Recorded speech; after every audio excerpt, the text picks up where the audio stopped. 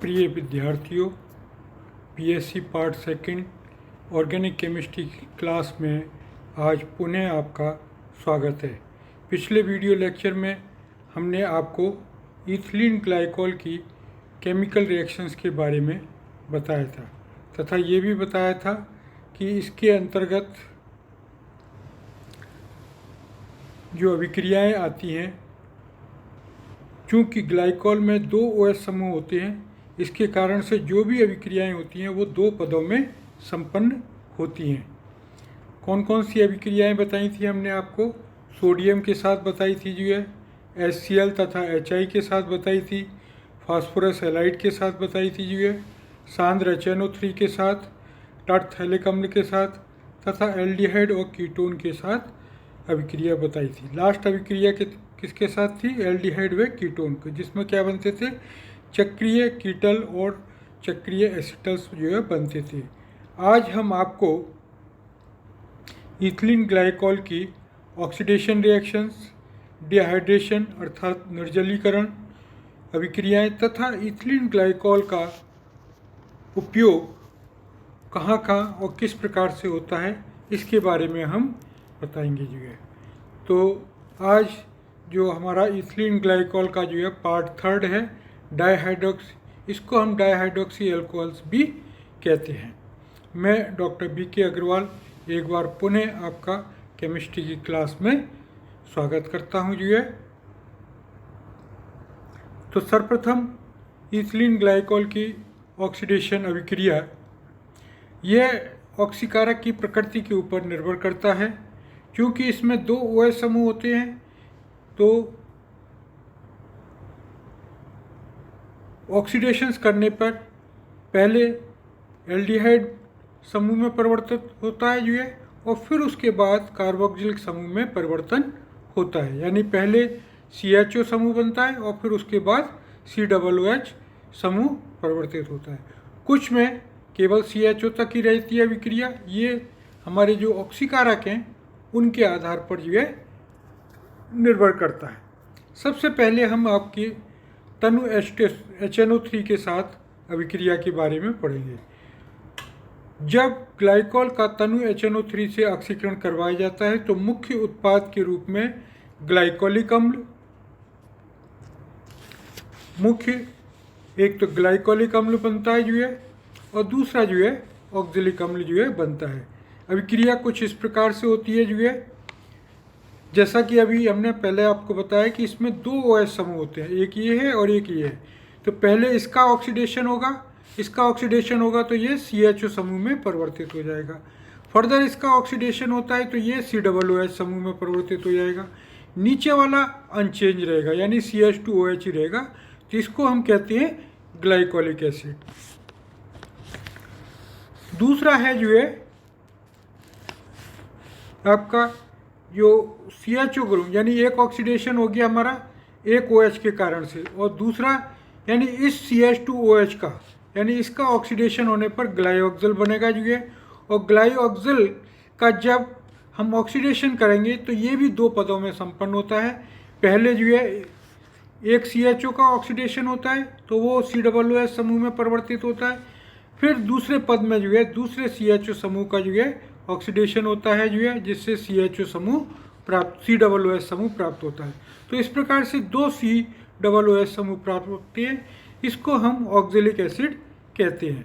तो यानी दो मुख्य उत्पाद प्राप्त हुए, एक तो ग्लाइकोलिक एसिड और दूसरा जो है ऑक्जेलिक एसिड प्राप्त हुआ। अब सेकंड जो अभिक्रियाएं हैं यानी दूसरी अभिक्रियाएं हैं, उनमें हम लेड एसीटेट लेते हैं या परायोडिक अम्ल या अम्लीय डाइक्रोमेट या अम्लीय पोटेशियम परमैंगनेट से ऑक्सीकरण करवाते हैं। इस ऑक्सीकरण को हम जो है ऑक्सीडेटिव क्लीवेज यानी ऑक्सीकरणीय विदलत भी कहते हैं, क्योंकि इसमें ऑक्सीडेशन भी होता है और जो कार्बन कार्बन डबल बॉन्ड होता है, जो कार्बन कार्बन डबल बॉन्ड होता है, ये बॉन्ड जो है हमारा,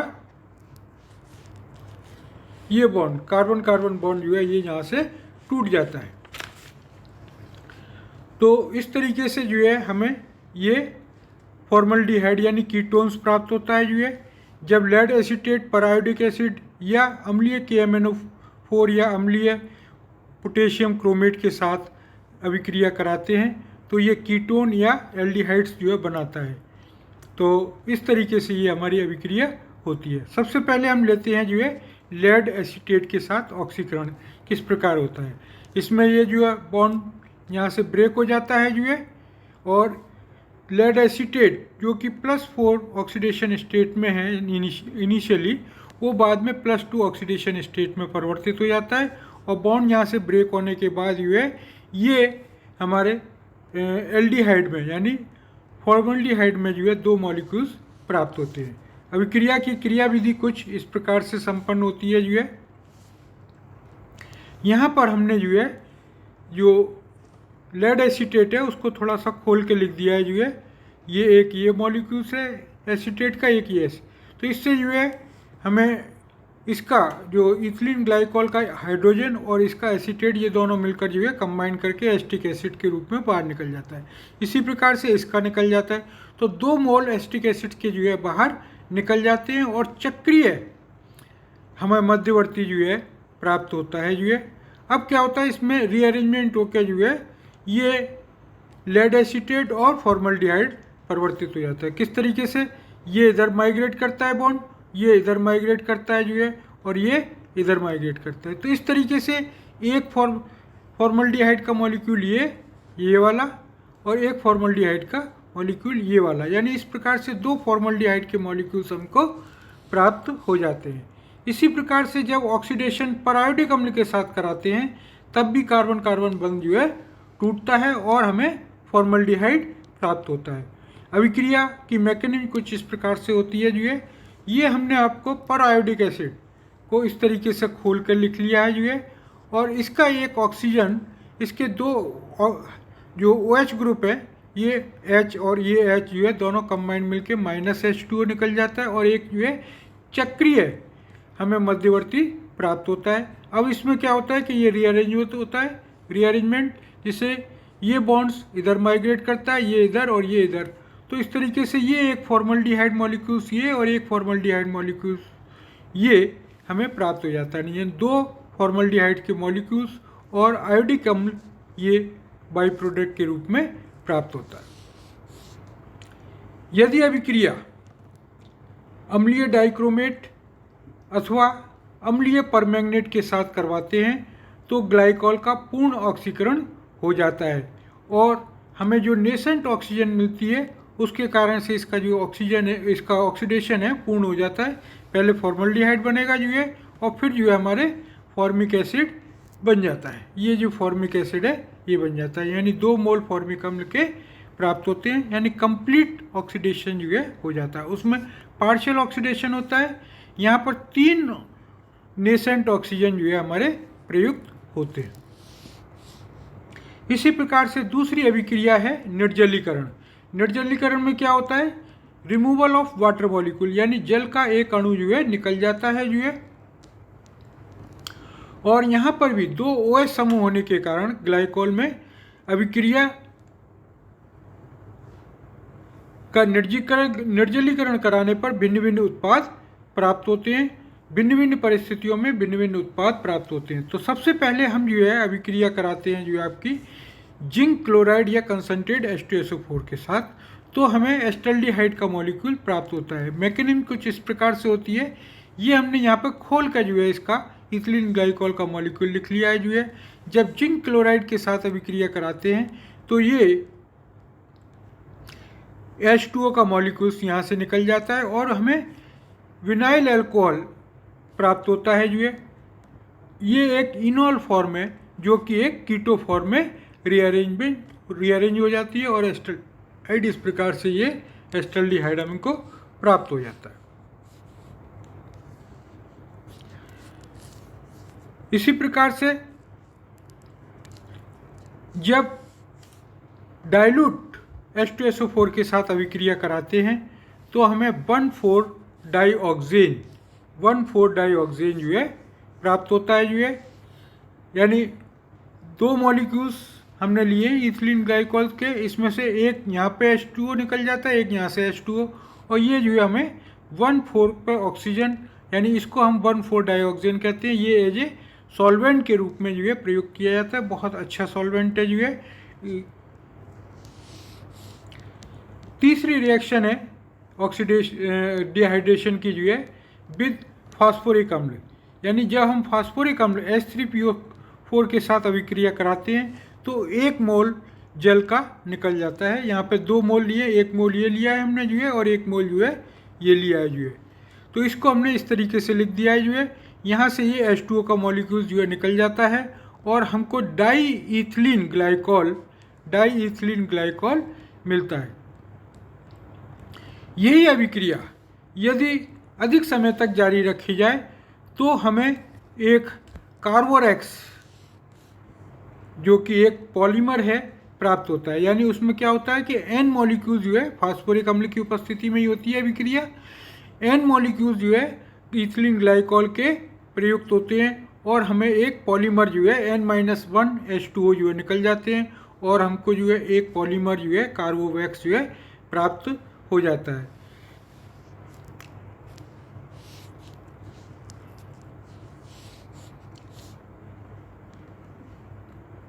अब हम जो है लेते हैं हीटिंग या पायरोलिसिस भी कह सकते हैं इसको जो है। जब हाई टेम्परेचर पर यानी 500 डिग्री सेंटीग्रेड पर इसको गर्म करते हैं इथिलीन ग्लाइकॉल को, तो एक जल का अणु निकल जाता है और इथिलीन ऑक्साइड या ऑक्सीडेंस जो है आपको प्राप्त होते हैं। तो ये जो ऑक्सीडेंस प्राप्त हुए इसकी अभिक्रिया यदि पुनः एल्कोहल से करवाएं तो हमें एक सेलुसॉल बनते हैं जो कि सेलुलोज के विलायक के रूप में प्रयुक्त किए जाते हैं। क्या होता है कि जब हम इसकी अभिक्रिया यानी इथिलीन ऑक्साइड की अभिक्रिया जब हम मिथेनॉल से कराते हैं तो यहाँ से ये जो है OH जो है ये किसी एक इसके ऊपर जुड़ जाता है और बाकी ये CH3 जो है फिर ये यहाँ पे जुड़ जाता है इसके पास। तो हमें मेथिल सेलोसॉल जो है प्राप्त होता है। यदि हम इस सेलोसॉल के अभिक्रिया इस जो सेलोसॉल्व हुआ है इसकी पुनः इथिलीन ऑक्साइड के साथ अम्ल की उपस्थिति में जो है अभिक्रिया कराएं तो हमें जो है कार्बिटॉल प्राप्त होता है। यदि हमने मिथाइल डेरिवेटिव लिया है इसका तो मिथाइल कार्बिनॉल, यदि इथाइल डेरिवेटिव लिया है तो हमको इथाइल कार्बिनॉल जो है प्राप्त होगा।